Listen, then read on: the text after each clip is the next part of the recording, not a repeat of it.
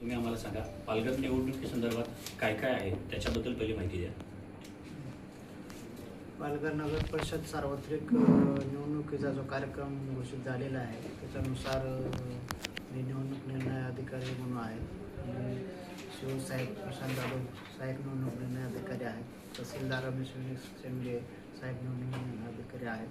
आता नॉमिनेशन प्रक्रियेचे जे टप्पे आहेत त्यामध्ये छाननी वगैरे आटोपलेली आहे. 26 तारखेला निवडणूक लढणाऱ्या उमेदवारांचे चिन्ह वाटप आहे. त्यानंतर 2 डिसेंबरला मतदानाचा दिवस आहे. सकाळी 7:30 ते संध्याकाळी 5:30पर्यंत ही मतदानाची वेळ आहे आणि 3 डिसेंबरला मतमोजणी आहे. आताच तुम्ही सांगितलं चिन्ह वाटप झालेलं, पण काही पक्षांना म्हणजे अपक्ष जे उमेदवार आहेत त्यांना आजपर्यंत चिन्ह वाटप झालेलंच नाही आहे.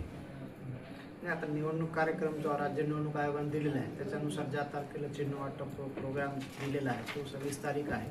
तर त्यांना 26 तारखेला चिन्ह वाटप होईल. तरी पण 1-2 अशी व्यक्ती आहेत जे त्याच्यामध्ये अपक्ष म्हणून उमेदवार आहेत, त्यांनी स्वतःचं चिन्ह लावून ते आता प्रचार करत आहेत. त्याबद्दल काय? त्यांच्यावर कुठली कारवाई केली जाईल? नाही, असं आढळलं तर ते चिन्ह त्यांना न देता ते चुकीचं होईल. उलट त्या उमेदवाराचं त्याच्यामध्ये नुकसान होऊ शकते की चिन्ह न देता कुठलं, कारण त्याला ते कुठलं चिन्ह भेटेल हे 26 तारखेला ठरणार आहे.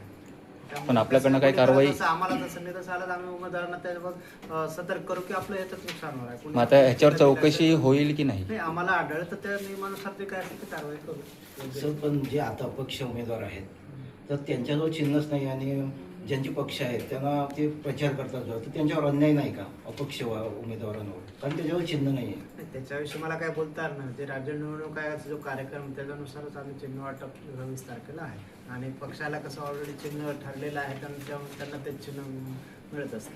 आपल्याकडून म्हणजे तसं काय आहे का की या पक्षाने एवढ्या गाड्या ह्या करायच्या आहेत किंवा एवढी वाहनं हे करायचं, असं काय आहे का बंधन?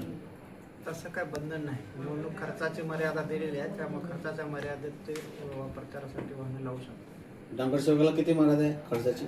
नगरसेवकाला 3,50,000 आहे. नगराध्यक्षाला? 11,25,000 ही खर्चाची मर्यादा आहे.